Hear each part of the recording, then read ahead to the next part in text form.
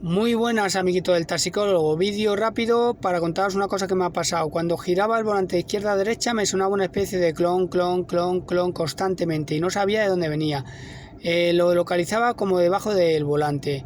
Pues bueno, después de volverme loco, el sonido venía de debajo del volante. Hay una barra que se llama brazo de la dirección y en la que mueve la cremallera. Está entre el freno y el acelerador, como veis.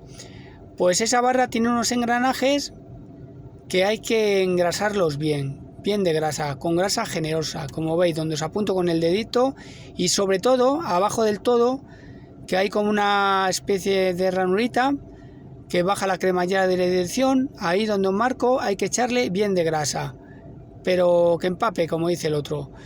Y si a mí se me ha quitado, antes de probar cualquier otra cosa, de llevar al taller o cambiar alguna pieza, probar esto. Venga, amigos, hasta el próximo vídeo.